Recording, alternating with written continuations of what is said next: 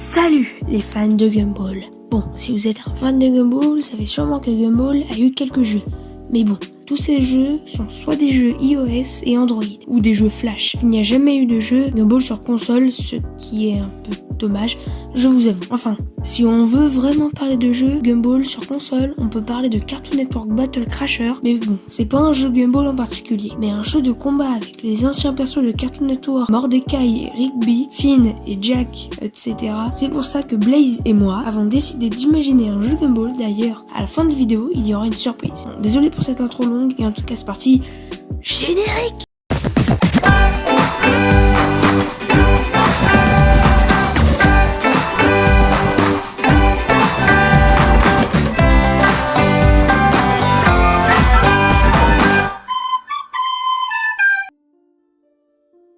Bon, comme tout mon jeu qui se respecte, il faut bien qu'il y ait un scénario. Et du coup, le voici. La ville d'Elmore a été infestée par un virus à cause d'internet. Vous savez, l'ordinateur. Gumball, Darwin et Anaïs vont tout faire pour empêcher ça. Mais ils vont pas le faire tout seuls, car vous allez tout simplement créer votre personnage dans le jeu. Et oui, dans la ville d'Elmore, il y aura un nouvel arrivant, et cette personne qui va donc déménager à Elmore, c'est votre personnage. Voilà, c'est tout pour le scénario. D'ailleurs, pour les sbires du méchant principal du jeu, on peut faire en sorte que leurs yeux soient un peu glitchés. Bon, ces trucs viennent de l'image du néant, mais t'inquiète.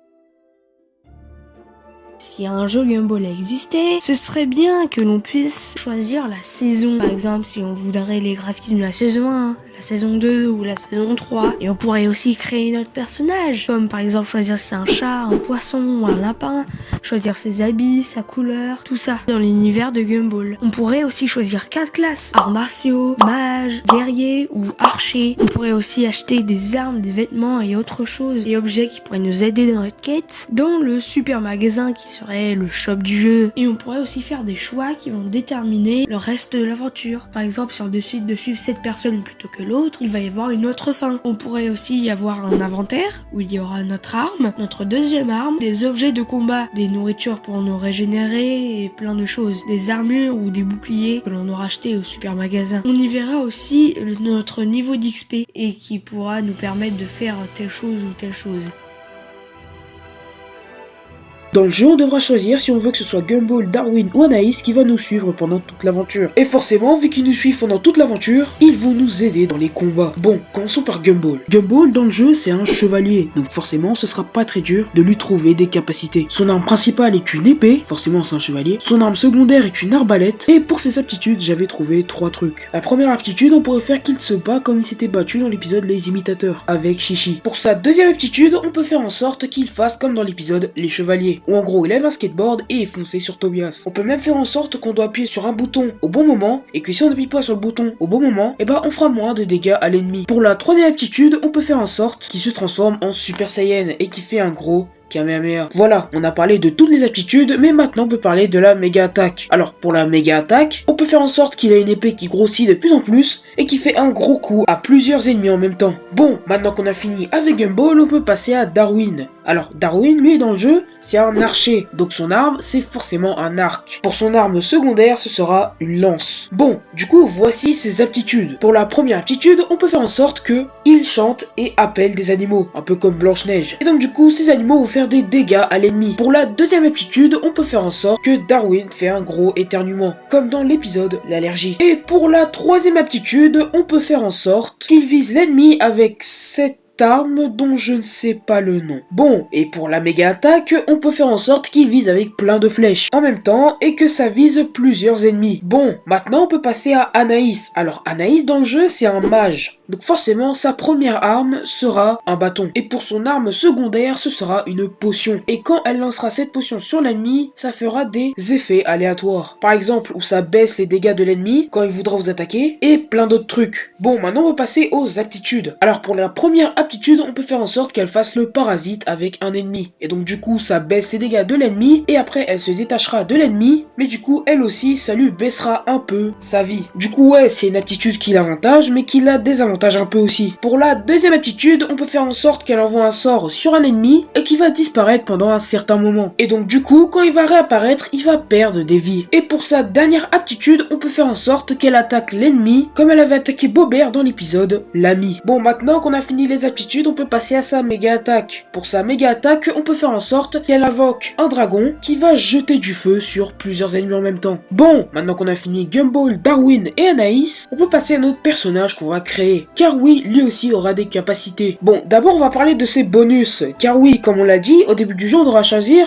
si on veut aller avec Gumball, Darwin ou Anaïs. Et donc du coup, si on choisit l'un de ces personnages, il va nous rapporter un bonus. Bon, le bonus de Gumball, c'est de faire en sorte que quand notre personnage meurt dans un combat, et ben il peut se régénérer, mais seulement une seule fois. Le bonus avec Darwin, c'est de faire en sorte qu'il ait son amitié pour que son nombre de dégâts d'attaque augmente. Et le bonus d'Anaïs, c'est de faire en sorte que notre personnage aura une arme en plus, une potion. Car oui, de base, on a seulement 2 armes. Bon, maintenant passons aux capacités des différentes classes. Comme Kirs l'avait dit dans la partie 2 de la vidéo, notre personnage, on pourra choisir entre 4 classes. Arts martiaux, mage, guerrier et archer. Et donc forcément, ils ont des capacités. Commençons par arts martiaux. Pour l'art martiaux, on n'a pas vraiment d'armes. Le seul truc qu'on peut faire, c'est donner des coups. En tout cas pour l'attaque normale. Mais nos attaques seront plus puissantes. Pour les aptitudes, j'avais 2 idées. On peut envoyer un Kamehameha en mode dragon et on donne un coup de pied très puissant. Voilà, et pour l'attaque spéciale, on réunit tous les éléments, feu, air, eau et terre, et on envoie tout sur l'ennemi. Pour le guerrier, notre arme principale est une hache, et pour l'aptitude, j'avais qu'une seule idée. On envoie plusieurs coups en même temps d'hache à l'ennemi. Et pour la méga attaque du guerrier, on fait spawn plein d'haches en feu et on envoie tout sur l'ennemi. Bon, pareil que pour Anaïs, pour le mage, l'attaque principale sera un bâton. Pour l'aptitude, il lance beaucoup de potions, et pour la méga attaque, il fait une énorme potion qui va exploser sur les ennemis. Et pour finir, la dernière classe est l'archer. Bon, pareil que pour Darwin, l'archer aura un arc. Pour l'aptitude, l'archer envoie plein de flèches avec l'effet qu'on veut. Et pour sa méga attaque, il envoie une flèche qui fait plus de 3 tonnes et qui part sur l'ennemi de son choix.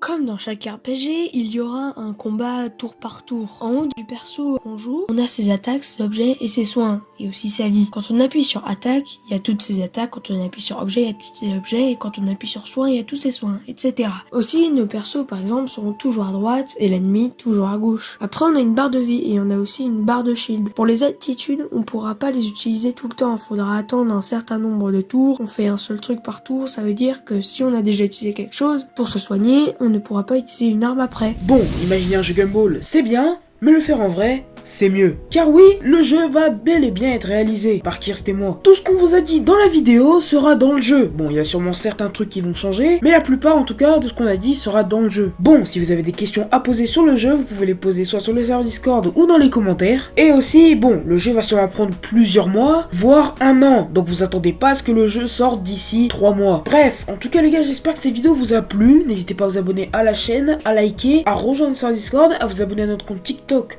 Twitter, et en tout cas, salut tout le monde, c'était les fans de Gumball. Ciao! Ciao!